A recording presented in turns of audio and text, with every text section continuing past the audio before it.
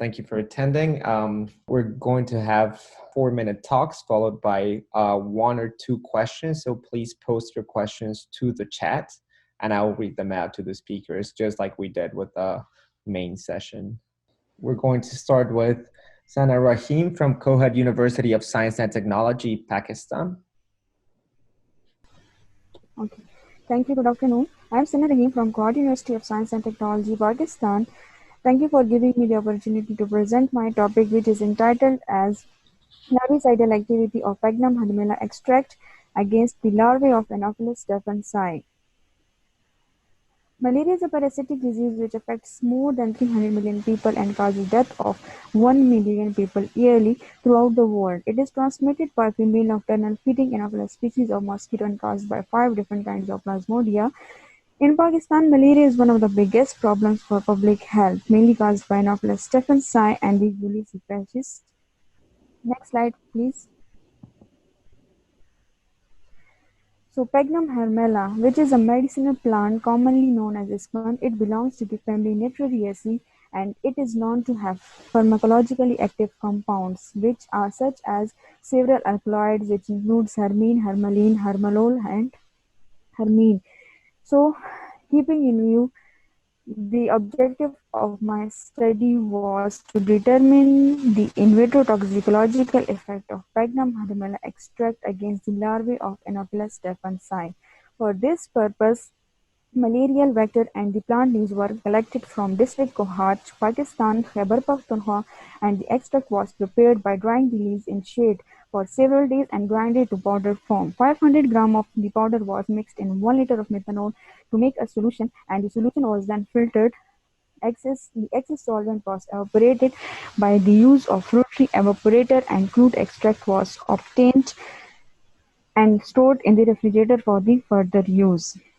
So, to test the toxicological effect of the Pagnum harmella extract, in vitro assay was done, and in this process, petri dishes were taken and the moisture content of the petri dishes were maintained by placing a soft cotton plug in them. These petri dishes were then labeled with different concentrations, and the required concentrations of the plant extracts were sprayed thoroughly on the filter papers that were placed in the petri dishes using a micropipette. These petri dishes were left uncovered for some time to evaporate the excess solvent, and then these were covered. This experiment was conducted in triplet for each sample concentration with the control group set, and the percent mortality was recorded after each hour. Next slide, please. So, coming towards the results, this graph shows the mean mortality due to the different concentrations of plant root extract of the Pagnum harmella plant against larvae of Anopheles stephensi with the time interval of 1 hour up to 5 hours. In this, we can see that the lowest mortality was recorded in the first hour with concentration of 2 mg per 10 ml, whereas the highest mortality, as we can all see, that the highest mortality was recorded in the last hour, that is the 5th hour, with the concentration of 8 mg per 10 ml. The highest mortality that was recorded, the highest mean mortality that was recorded in the last hour was 15.33, and we can see that there was no mortality in the control group at all. Next slide, please. So my research work, we concluded that this plant, the Pagnum harmella, has the potential for repellent action, and it has also been suggested that this plant contains such active compounds which were completely soluble with the high polarity solvent methanol, which was used for the extract preparation. It is also concluded that the crude extract of this plant work very slowly, as we can see that in the first hour of the treatment there was minimum mortality, but with the passage of time, as the time passes, the mortality rate increases. We can see that in the last hour there was highest mortality recorded with the concentration of 8 mg per 10 ml or 80%.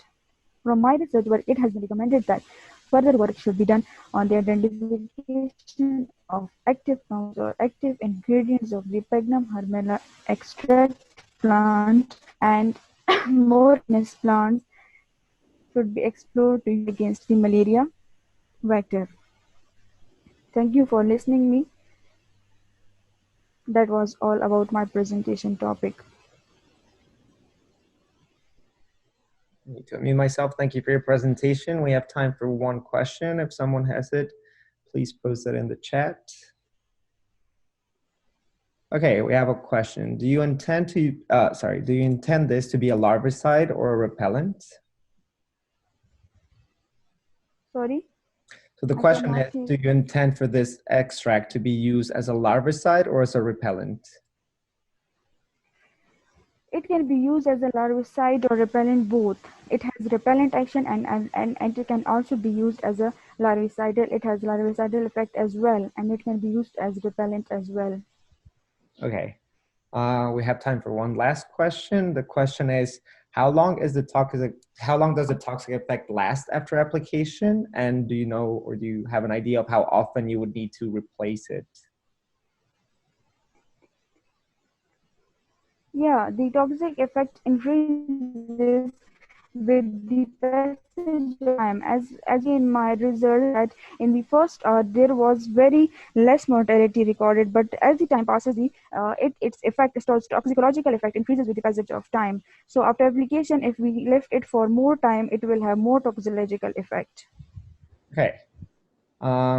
I think we're a bit ahead of schedule. We might have started a few minutes earlier, so I will ask one last question. The question is, does it have any adverse effects on aquaflora or fauna? No, as I have studied the literature, there is no adverse effect of this plant on any flora or fauna. Okay.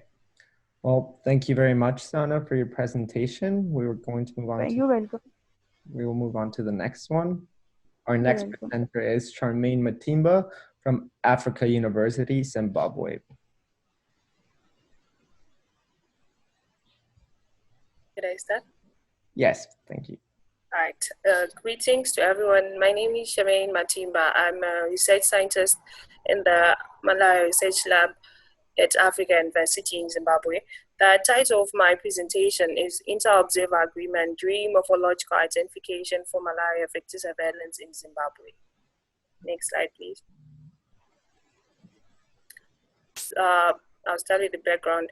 Malaria continues to be a major public health problem in Zimbabwe. Morphological identification of vectors followed by confirmatory PCR is an important step for correct interpretation of results in the implementation of effective vector control methods and the malaria control programs. Morphological species identification is fraught with inherent drawbacks, such as when specimens have lost important external features. This may be due to the collection methods that could have been used, such as the CDC light trap. Usually, some of the parts of the mosquitoes may be broken, and also the maintenance of skilled personnel. The present study ascertained inter-observer agreement between the two morphological identification persons using polymerase chain reaction as their reference standard. The methodology, we collected 778 adult mosquitoes from Bema Valley, Makakavule in the year of 2019 using the CDC light trap, P-trap, and HLC proxy. These samples were then identified using morphological identification by observer F using the dichotomous keys of Gillies and Coates, and then these samples were sent to the laboratory for second morphological identification using the same keys and under the microscope. After these samples were analyzed, they were then assayed for the polymerase chain reaction. These ones were the Gambi, so it was the Wilkins, and for the Fenestes, the Kokuma protocol. Next slide, please. From the results, we noticed that as you can see, for the Fenestes, they read 72 and 79% of the samples as Fenestes. These were closely related. Even for the Gambi, 20% of the samples read them as Gambi, and almost 12% So they generally agreed in identifying the species, the Gambi complex and the Fenestes complex. However, when we compared the morphological identification of both observer F and observer L, we noticed that there was a significant difference between their identifications and the PCR. And when we carried out the receiver operating characteristic diagnostic test, we also noticed that the probability of both observer F and observer L in picking Gambi was actually very low. But however, observer F was, the chances of observer F picking a Gambi was slightly higher than that of observer L. Of observer F, I'm sorry. And then the chance of observer F identifying Fenestes that was confirmed by PCR was also higher than that of observer L. Next slide, please. So the discussion and conclusion. Morphological identification in Zimbabwe and molecular identification methods, in general, they should complement each other to increase vector surveillance and our understanding of the mosquito biodiversity. Next one, please. However, our findings showed that the readings by both observers differed from the PCR, although their morphological identifications were in agreement. Next point, please. The reliability of morphological identification, it bears key implications for vector control programs, since intervention measures mainly focuses on these identification, of which when they're incorrect, that will have major implications on our vector control programs. Next point, please. There is need for regular training of vector entomologists to enhance their accuracy, to also equip them with proper handling skills and storage of these mosquitoes when they are collected in the field, so that we can attain our goal to eliminate malaria. Thank you very much. I would like to acknowledge VectorLink and all of the people that helped in this project. Thank you. Thank you very much, Charmaine. We have time for questions in the chat. The first question is, how experienced were the staff, and did they have reference specimens to compare to? These are trained entomologists that were trained by, some of them that actually have PhDs in entomology. And yes, they had reference samples. Okay.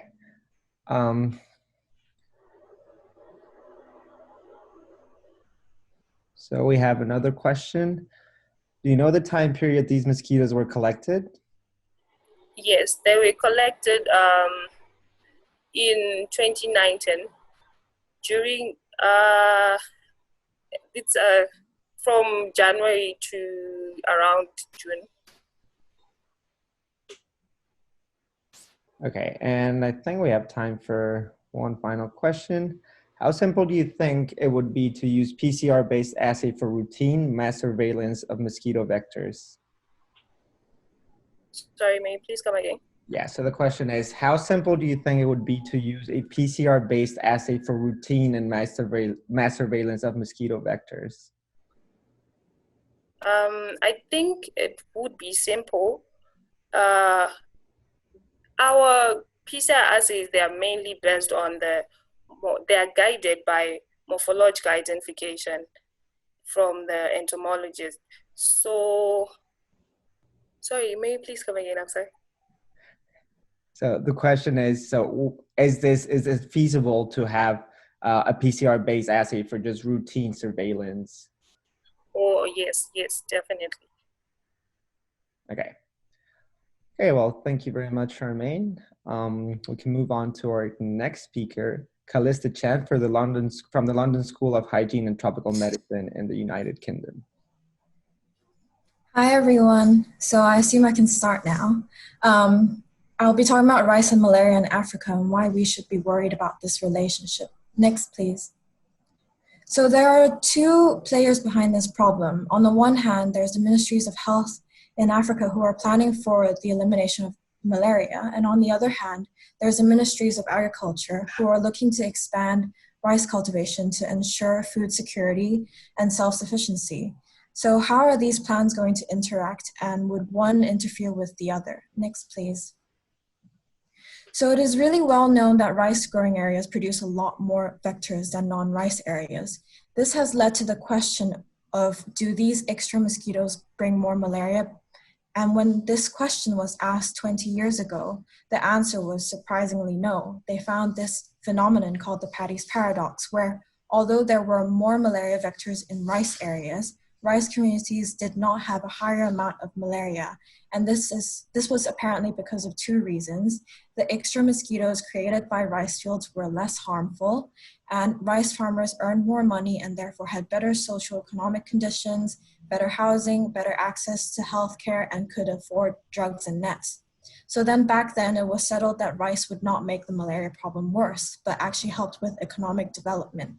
Next, please. But we thought that this relationship needed reinvestigation because the previous conclusions were thinking about the wrong counterfactual, that the mosquitoes produced by rice fields were not harmless. And intervention coverage has increased quite equitably across sub-Saharan Africa as well, so we cannot assume that non-rice communities are less protected against malaria.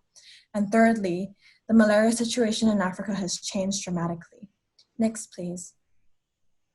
So we did a systematic review and we compared malaria indicators between rice and non-rice growing communities, calculating ratios to represent the associations between rice and each outcome. Ratios greater than 1 in orange indicate that the outcome is higher in rice communities.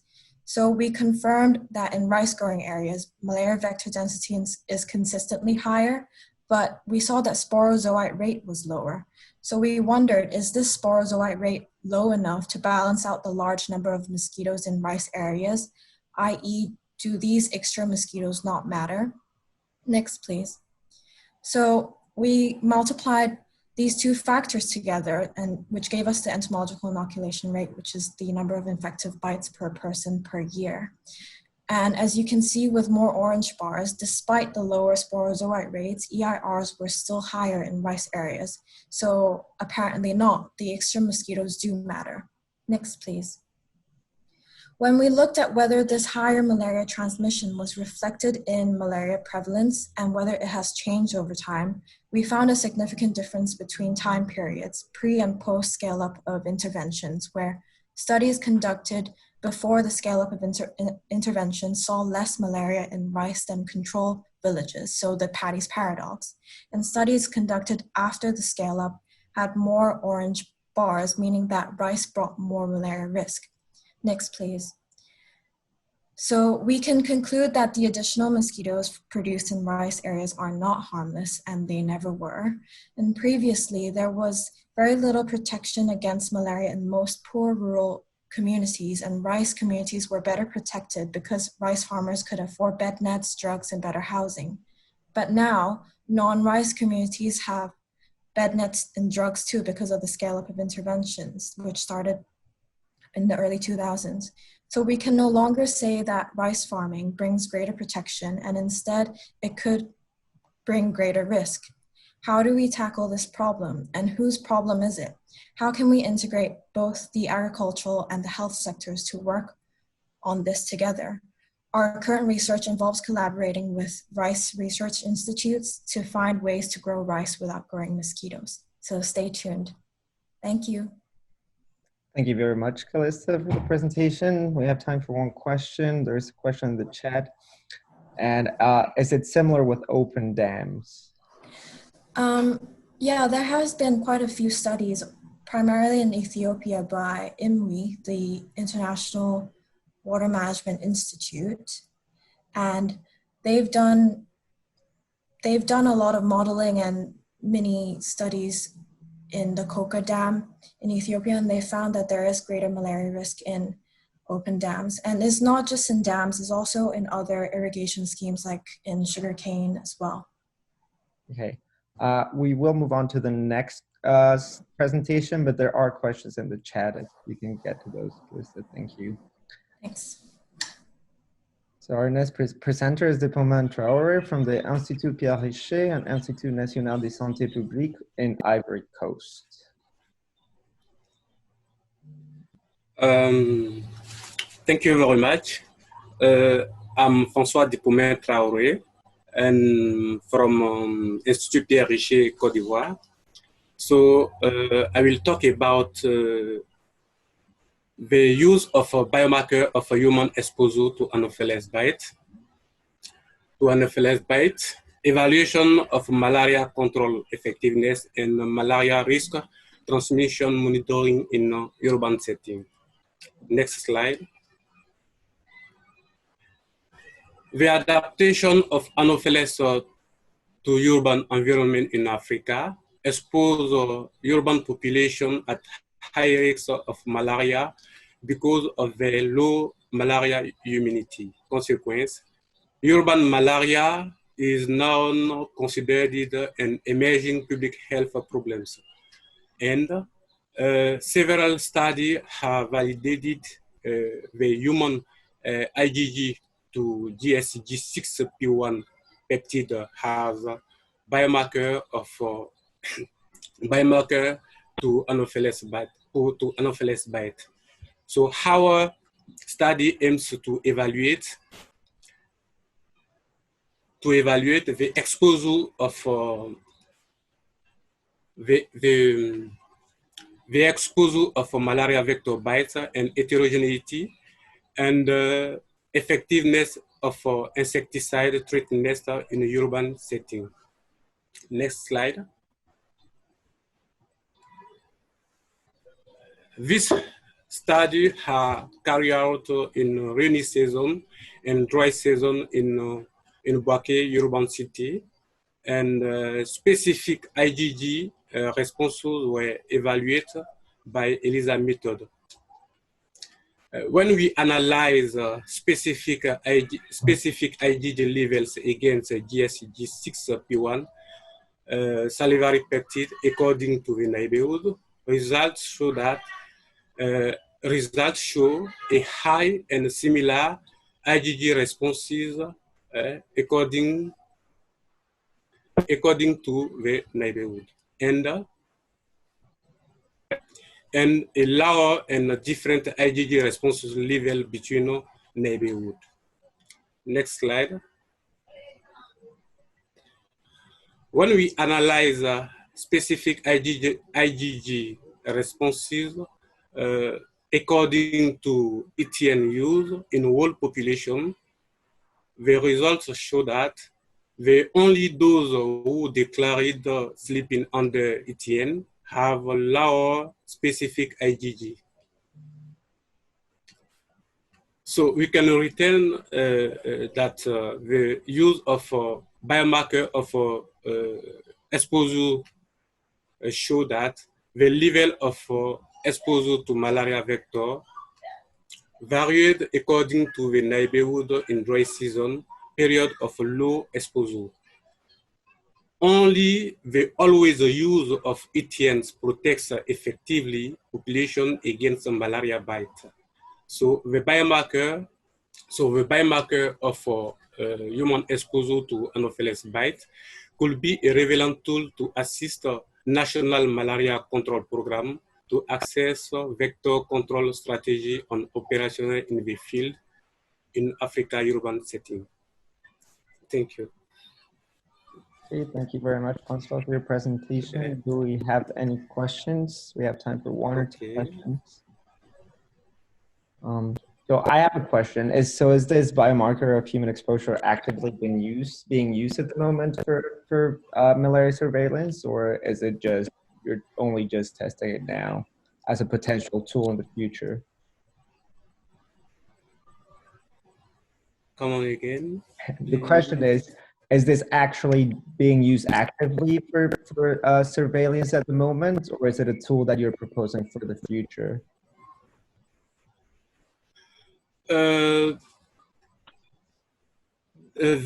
This biomarker can permit to evaluate the population exposure to Anopheles bite when when national program doing a control of malaria, we can use these tools to detect yearly the risk of malaria transmission and take an additional control to control this disease. Okay. We have time for one more question. The question is, how quickly does the GSG6 IgG response fade?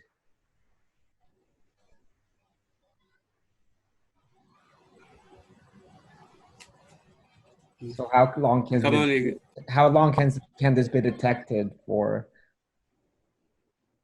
So we detected the antibody responses to this peptide in the blood of people.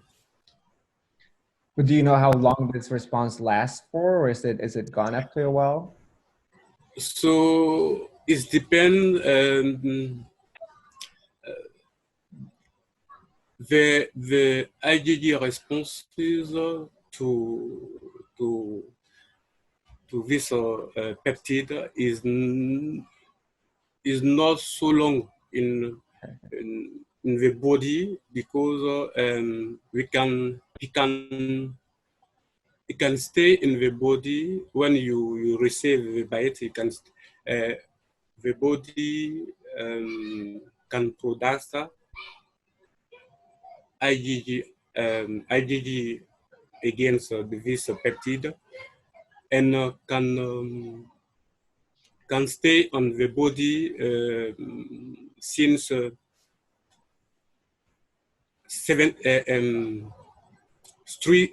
weeks.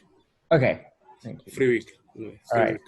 Well, thank you very much, Francois. We will move on to the next talk. There are more questions in the chat if you want to address them. And thank you. Our next speaker is... Sorry for my bad English. Oh, no. Thank you very much. The presentation was great. Okay. Our next speaker is Mary Gephardt from Johns Hopkins Bloomberg School of Public Health. Thanks, Diego. Hi, everyone. I'm Mary, as Diego just said, and I'm excited to present some work to you today regarding early foraging anophelines in Zambia. Next. So Zambia is a country in southern Africa that's been working toward malaria elimination, but still has very heterogeneous transmission across the country. And this study takes place in a district with very high transmission called Inchalenge, where malaria control efforts have thus far been generally unsuccessful in reducing malaria burden. Even after 8 years of annual IRS and intermittent bednet campaigns, the cross-sectional positivity within the community is anywhere from 30 to 70% year-round. And our team has been working on many hypotheses for the reason behind this high-intensity transmission. But before we get there, I want to talk a little bit more about vector behavior. So traditionally, we might think that anopheline mosquitoes bite humans inside in the middle of the night if they're not protected by a bed net. But after 100 years of malaria research, we know that vectors across Africa have different behaviors and preferences. They might bite indoors or outdoors, they might bite animals or humans, and they might be plastic in those behaviors. And while indoor biting is of course important to transmission, we need to consider these other vectors and other spatial and temporal areas of risk. So this brings me to my hypothesis for the limited effectiveness of these traditional vector control tools in this area. We hypothesize that vectors are foraging both indoors and outdoors before people go to sleep. Next. So to test this hypothesis, we collected mosquitoes with CDC light traps in 3 different areas around the household, where people spend time in the evening before they go to bed, in animal pens, near sitting rooms, and then also in outdoor gathering spaces. And these traps ran only from 4 p.m. to 10 p.m. So we're only collecting these evening foraging mosquitoes with this study. And we also performed household surveys to investigate human behavior around evening time. Next. So if you look at the figure on the left, you can see where people are spending their time proportionately throughout the evening. So before 10 o'clock, only 20% of people are asleep, presumably under a bed net, while the rest are either outdoors or indoors not asleep yet, leaving them available for any foraging anopheline. This shows that our participants are largely unprotected by bed nets before 2200. Moving to the right, you can see the density of mosquitoes captured by each trap placement. The most mosquitoes were found indoors before 10 o'clock, followed by animal and outdoor gathering traps, and I identified at least 9 different species that were foraging early during the study, including our major vector, Anopheles funestus. Interestingly, when we look at the overall composition of vectors among different trap placements, you can see that among all of our traps, we caught the same species of mosquitoes, but the proportion of those vectors varied. While we found the most Anopheles funestus indoors, they were also captured foraging in outdoor gathering spaces and in animal traps. And the fact that all of these traps have the same species composition indicates that exposure to these vectors is not limited to just indoor settings. Next. So to wrap things up, people are exposed to malaria vectors before they go to sleep under bed nets in Chilenge. Most residents are not protected by bed nets or any other intervention before 10 o'clock. And at least 9 species of anophelines were captured foraging before 10. And these outdoor gathering traps have the same composition of anophelines as indoor traps, indicating that exposure to these vectors is not limited to indoor settings. However, we'll need to do some more in-depth studies on mosquito and human behavior to further elucidate that risk. And these data really just highlight the need for some alternative interventions that target outdoor early foraging vectors. So with that, I'd like to quickly thank the whole ISMR team, especially the field team in Chilenge, for helping me perform some of this work. Thank you. Thank you, Mary, for your talk. We have time for one question. So of all the species you found, are these species, I guess Funestus is highly anthropophilic? Is it a species that's highly anthropophilic? What about the other ones? How often are these species of mosquitoes actually biting humans? Yeah, so the big answer to that question is we really don't know because no one studies them. A lot of them tend to be very zoophilic and they're found outdoors and in animal traps, but if we're finding them indoors, that suggests that they're also foraging on humans as well. And can all these species transmit malaria? We know that about half of them can, and the other ones, we just don't know. There haven't been enough studies to determine if they can transmit or not. Okay, I have time for one last question. So how much do you think outdoor biting activity can undermine control efforts? And would it be disastrous if there was a strong evolutionary shift towards outdoor biting? I think that our 2 best tools in our malaria toolbox are indoor related, right? They're bed nets or they're indoor residual spray. And so if there were to be a major shift to outdoor biting, that would be, like you said, absolutely disastrous. So we need to start working on these outdoor interventions now. Okay, well, thank you very much, Mary. There are more questions in the chat if you can address them. Thanks, Diego. And we're going to move to our last talk of the session by Maísa Araújo from Fiocruz, Rondônia in Brazil. Hi everyone, I am Maísa Araújo, responsible for the platform of production and infection of malaria vector at the Fiocruz, Rondônia.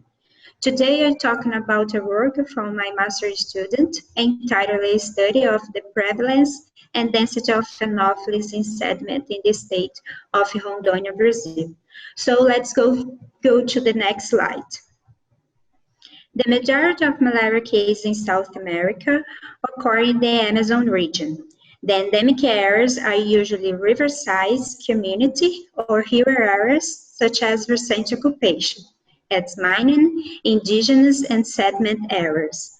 Although these areas have an important impact of malaria cases, few entomological studies have been done in the Amazon region. Next, please.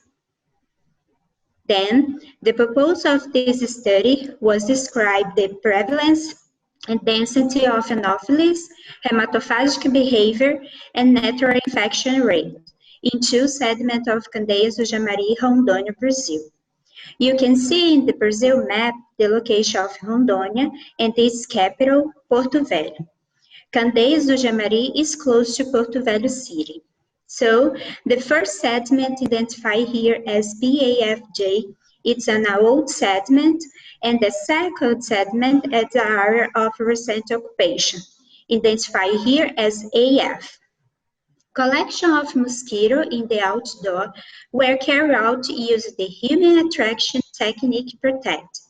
Then, the risk and the potential of malaria transmission were assessed. They use a human bite rate, exposure rate, and finally the entomological inoculation rate. Next, please. So, in total, 650 mosquitoes were collected. Nitsorhynchus darlingi was the species predominant in the bow sediment. The high density of Nitsorhynchus darlingi was observed in the AF sediment, resulting 5.7 bites per man per hour, which means an individual in this sediment is 5 times more exposed to bites than an individual in the PAFJ sediment. However, the exposure rate and entomological inoculation rate were high in the PAFJ sediment. In conclusion, it was possible to observe that the both sediments support the frontier malaria hypothesis, which recent sediments are characterized by high vector density caused to environment change, and after this period of change, environment risks are replaced by behavior risk of the humans. This result demonstrated the importance of entomological study in this area and may serve as base for implementation of malaria strategy. This study was conducted in a partnership between Fiocruz Rondônia and Rondônia University and had a fellowship CAPES Brazil. So I would like to say thanks for the support. Okay, thank you very much, Maisa. We do have time for questions. So I do have a question. Are there any differences in the behavior of these species you studied and you found, and would you have a different approach in terms of intervention of these different vector species? This is a good question, but in this region of the sediment, we don't have like, how can I say, like a routine of the intervention.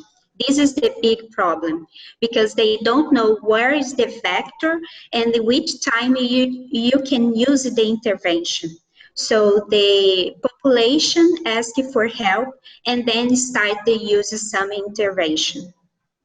So the idea was to study which vector and what time of the bind, and then you can prepare like some intervention. Okay. Well, if there's no more questions, I would like to thank all of our speakers of the session. And on behalf of the organizers, we want to thank you for attending the Future of Malaria Research Symposium. This event is sponsored by the Johns Hopkins Malaria Research Institute and would not be possible without the leadership and support of Dr. Peter Agre and Genevieve Williams. We are also grateful for the technical support from Sean Rogers, Tyler Hill, and Anna Coyne, without whom they would not have been possible.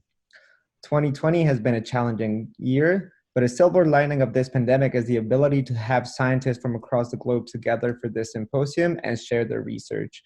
We are grateful to all of our speakers that participated today, and we hope you join us for next year for World Malaria Day on April 23rd, 2021.